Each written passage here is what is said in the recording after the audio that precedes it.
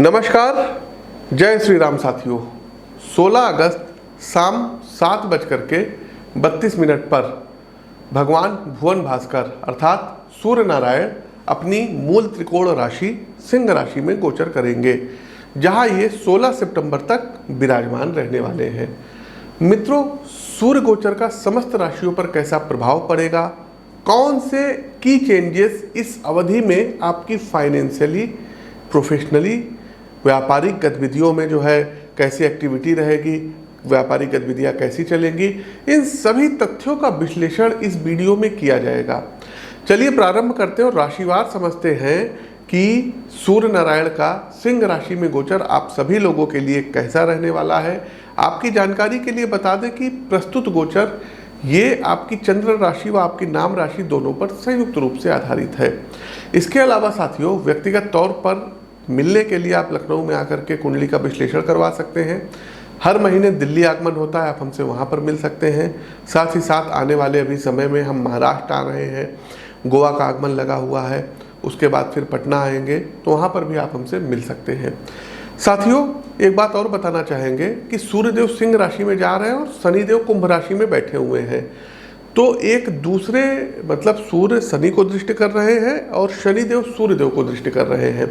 तो यहाँ पर आने वाले समय में आप देखेंगे अगस्त से सितंबर के बीच में भूकंप हो सकता है, लैंडस्लाइड की घटनाएं हो सकती हैं। इसके अलावा एशियन महाद्वीप में अगर आप देखेंगे तो कोई बहुत बड़ी सुनामी वगैरह जो है आ सकती है, कुछ जल भय है, समुद्र में कोई प्रलय वगैरह हो सकती है।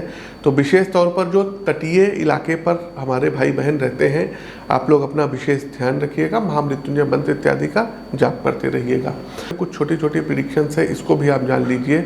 आने वाला समय राजनीतिक दृष्टिकोण से थोड़ा सा उठापटक भरा देश और विदेश के परिप्रेक्ष्य में रहने वाला है, चूँकि यूएस में चुनाव होने वाले हैं, अमेरिका में चुनाव होने वाले हैं। तो इस बार यदि हम बात करें तो कमला हैरिस वर्सेस डोनाल्ड ट्रंप, ये दो लोग रहेंगे। तो इस बार यूएस चुनाव में डोनाल्ड ट्रंप की विक्ट्री हो सकती है, वो विजयी हो सकते हैं। कुंडली का विश्लेषण हमने किया है, बृहद विश्लेषण इस चैनल पर आ जाएगा। दूसरा, यदि हमसे विश्लेषण की बात करें, भारत में भी 2-3 स्टेट ऐसे हैं जहां पर इलेक्शंस होने वाले हैं। तो इस बार बीजेपी के लिए स्थिति थोड़ी सी प्रतिकूल रहने वाली है, हरियाणा में भी और महाराष्ट्र में भी, जहां दोनों जगह इनकी अभी सिटिंग गवर्नमेंट है। इन जो है, और झारखंड की यदि हम बात करते हैं तो झारखंड में इस बार परिवर्तन होगा। झारखंड में आप देखेंगे कि बीजेपी सत्ता में आ सकती है, लेकिन महाराष्ट्र में बहुत टफ लड़ाई रहेगी। महाराष्ट्र का और हरियाणा का बृहद वीडियो हम लेकर के आएंगे। हरियाणा का हमारे पास जो है कुछ डाटा आया हुआ था, तो उसके आधार पर ही हम प्रेडिक्शन कर रहे हैं। आगे बढ़ते हैं, हमारी अगली राशि आती है कर्क राशि। कर्क राशि के बंधुओं, द्वितीय भाव में भगवान भुवन भास्कर गोचर कर रहे हैं और ये संकेत है कि विचारों के मामले में बौद्धिक स्पष्टता प्राप्त होगी। अपने कैरियर और भविष्य संबंधी लक्ष्यों को लेकर के ज़्यादा सटीकता से योजनाएं बनाएंगे, जिससे आपकी वर्क प्रोडक्टिविटी बढ़ेगी। देखिए साथियों, हर बात के दो पहलू होते हैं। चूँकि व्यवहारिक दृष्टिकोण स्पष्ट होगा, इसलिए फैमिली मेम्बर्स के साथ बातचीत में आप ज़्यादा कठोर हो सकते हैं। रिश्तों में थोड़ी सी कड़वाहट देखने को मिलेगी। कैरियर के लिहाज से सूर्य फलदायी सिद्ध होंगे। खासतौर पर जो सज्जन मौद्रिक और वित्तीय संबंधी क्षेत्रों से जुड़े हुए हैं, उनका आर्थिक मुनाफा बढ़ेगा। शासन प्रशासन में आपकी पकड़ मजबूत होगी और राजनेता और उच्चाधिकारी आपके लिए सहयोगी सिद्ध होंगे। नए आइडियाज़ आपके दिमाग में आएंगे और उसे कैसे इम्प्लीमेंट करना है, उसकी रणनीति बनाने में आपका अधिकांश समय जाएगा। यदि कुछ नया सीखना चाहते हैं तो भाषा, फिलॉसफी, विदेशी भाषाएं संबंधी ज्ञान को आप सीखना प्रारंभ कर सकते हैं। अब आते हैं अंतिम पड़ाव उपाय पर। क्या कर सकते हैं उपाय? तो सबसे अच्छा सूर्यदेव का उपाय है कि सूर्यदेव को अर्घ्य दीजिए। पहली बात, जल में लाल कुमकुम मिला करके। दूसरा, आदित्य हृदय स्त्रोत व राम रक्षा स्त्रोत का पाठ करिए।